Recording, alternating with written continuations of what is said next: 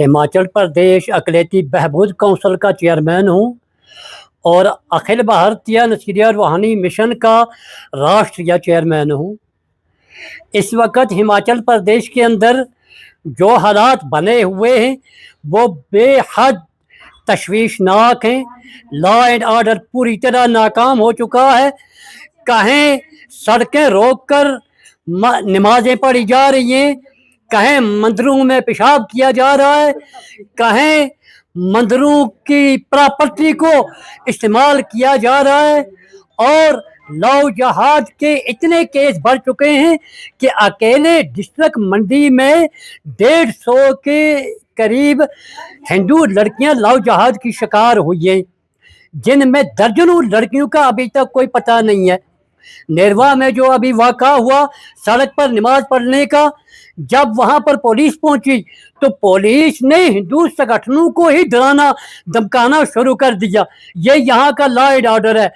उल्टा चोर कोतवाल को डांटते।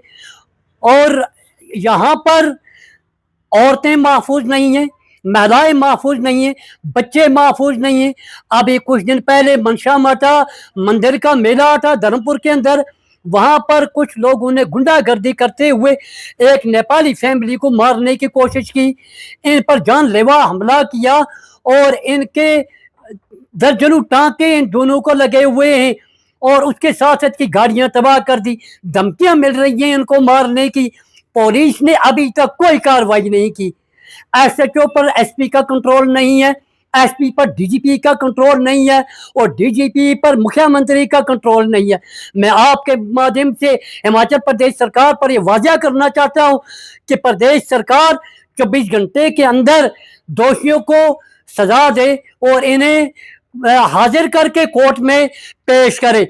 नहीं तो पूरे प्रदेश के अंदर जितने भी न्यायपालिक हैं, जितने भी राष्ट्रवादी हैं, वो सब आंदोलन के लिए अपने आप को पेश करेंगे। हमारा देश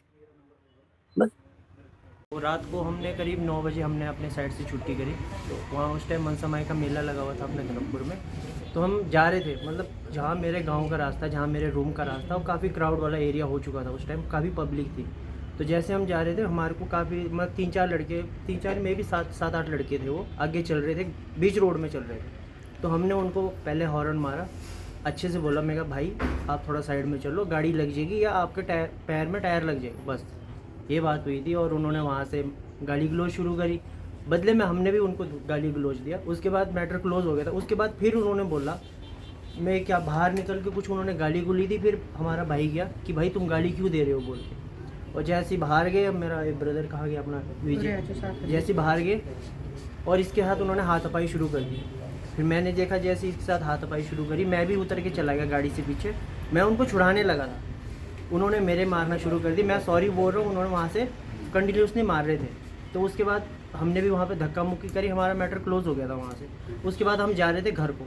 घर में घर जाते हुए रास्ते में काफ़ी क्राउड था, जिस वजह से हमारे को जाने नहीं दिया पुलिस वालों ने। तो हमारा था विचार कि हम गाड़ी लगाते हैं, मेला घूमेंगे, फिर शाम को घर जाएंगे। और जैसे हम गाड़ी पार्क में लगा के उतरे, थोड़ा सा आउट एरिया था, जंगल जैसा एरिया था, हमने गाड़ी लगा के उतरे ही थे। उन्होंने वहाँ से पता नहीं 15-20 लड़के कहाँ से आए वो, उन्होंने जो मारपीट शुरू करी। पहले मेरे भाई को मारा इसको, उसके बाद मेरे को उन्होंने पत्थर से मारा। करीब 2-2.5 किलो का पत्थर था, उन्होंने, मेरे को याद है। उसी पत्थर से मारना शुरू करा। जैसे तैसे हम वहाँ से निकल के भाग गए। उसके बाद उन्होंने मेरी गाड़ी फोड़ दी, फ़ोन चोरी कर दिया, मेरे भाई का बैग ले गए जिसके अंदर उसके थोड़े बहुत डॉक्यूमेंट्स भी थे, आधार कार्ड वगैरह और चार्जर वगैरह भी थे, वो सारे वो लेके चले गए। उसके बाद हमने थाने में रात को ही कंप्लेंट कराई कि सर ऐसा हमारे साथ ये दुर्घटना हुई और हमारे साथ ऐसा हुआ बोल के वारदात। मेडिकल हुआ हमारा रात को ही, और मेडिकल होने के करीब रात को 1:45-2 के आसपास हमारा मेडिकल हो चुका था सारा। हमने कंप्लेंट लगा के हम लोग जा रहे थे घर को। वो लोग रास्ते में फिर भी बैठे हुए थे। उस टाइम करीब 10-12 लड़के थे उन्होंने। हमने पुलिस वालों को बोला कि सर नीचे खड़े हो, उनको अभी पकड़ लो। फिर उन्होंने कुछ नहीं किया वहाँ पे। उसके बाद हम वापस थाने गए। फिर थाने में जा कर के फिर आए पुलिस वाले उनको लेने के लिए, वो भाग चुके थे। उस केस को होने के बाद करीब हमारे को पुलिस वाले छोड़ के आए रात को घर। एक लड़का पकड़ा था, वो पता नहीं उन्होंने क्या किया उसके साथ, हमारे को नहीं पता। तो एक लड़का पकड़ा था, उसके बाद हमारे को नहीं पता। हम जैसे घर आ रहे थे, मतलब हमारे रिलेटिव भी आए हुए थे, फैमिली वगैरह भी आई हुई थी, भाभी वगैरह भी थी, तो उनके साथ वो छेड़खानी करने लग गए थे। उसके बाद पुलिस वाले आए, वो भाग गए। फिर हमारा केस चलता रहा वहाँ पे, 1 दिन हुआ, 2 दिन हुआ, 4 दिन हुआ, 5 दिन हुआ, कोई सुनवाई नहीं। मैं जाता था, हर दूसरे दिन जाता था, 10 बजे बुलाते थे, मैं कितने जाता दिन था। पहले का मामला है? ये है 26 तारीख का। 26 तारीख। पिछले आपने महीने। कहा कि चोटें भी आई है, क्या कोई हाँ, मेडिकल बिल वगैरह? यहाँ पे सिर पे आई हुई 14 टांके आए हुए, और इसके भी 13-14 टांके आए हुए। कोई मेडिकल बिल दिखाया आपने पुलिस वालों को? मेडिकल कुछ सब कुछ उनके पास ही है। बस हमारे को क्या है कि सबसे मेन हमारा फ्रीडम ऑफ लाइफ छीन लिया हो। हम ना तो टाइम से, मतलब कि एक होता है ना कि जैसे अपना जाना हो, कभी भी जा सकते, वो चीज़ नहीं हो पा रहा है ना। तो अब काम से आते हुए भी शाम को डर लग रहा है। एक तो हमारी गाड़ी फोड़ दी उन्होंने, दूसरा 2 व्हीलर में हम रात को कभी भी वो लोग हमला कर सकते। और सेकेंडली ये आ रहे हैं साइड पे, जिन्होंने हमें मारा था वो लड़के साइड पे आके हमसे माफ़ी बोल रहे कि सॉरी, केस वापस ले लो। उनका कोई रिलेटिव था, मुझे नहीं पता कौन है। उन्होंने भी बस कि तुमने गैंगस्टर से दम वो ले लिया, वो पता नहीं क्या क्या उनका चलता रहा। हमने ये सारी वारदात पुलिस स्टेशन में कराया, लेकिन अभी तक कोई हमारा सुनवाई नहीं हुआ।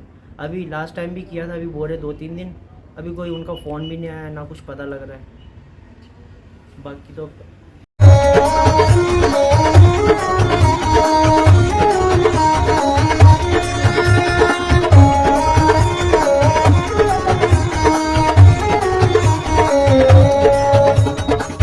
नमस्कार, मैं Alka Bhardwaj, principal Gurukul international school Kunihar. Gurukul हमेशा से मानता है कि हर बच्चा स्पेशल है और उसमें सीखने की अनलिमिटेड पॉसिबिलिटीज हैं। हमारे पास डेडिकेटेड स्टाफ है जो कि बच्चों को सिर्फ बुकिश नॉलेज ही नहीं देते, बल्कि उनके ओवरऑल डेवलपमेंट पे काम करते हैं और मॉडर्न एजुकेशन टेक्नोलॉजीज के साथ बच्चों को पढ़ाते हुए उन्हें संस्कार भी देते हैं। मैं आपको बताना चाहूंगी कि नेक्स्ट सेशन के लिए एडमिशन शुरू हो चुकी है, जिसमें कि इस बार हम ग्रेड नर्सरी से ग्रेड 1 तक नई एडमिशन पे एडमिशन फीस नहीं ले रहे हैं और ग्रेड 2 से ग्रेड 10 तक एडमिशन फीस पर 50% की छूट है। ये आपके बच्चे के लिए एक बहुत ही सुनहरा अवसर है। मैं आपसे रिक्वेस्ट करूंगी कि आप आए और एक बार जरूर गुरुकुल इंटरनेशनल स्कूल कुनिहार को विजिट करें। धन्यवाद।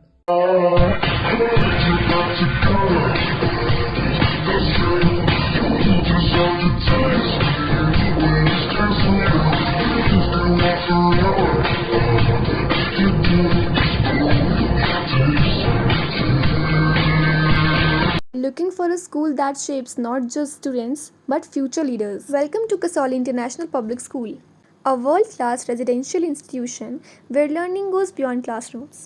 With a strong academic foundation, an advanced curriculum, and excellence in sports and co-curricular activities, we focus on complete development. Nutritious food, a safe boarding environment, and experienced teachers living on campus ensure constant care, discipline, and guidance. Enroll your child at Kasoli International Public School today. Admissions are now open.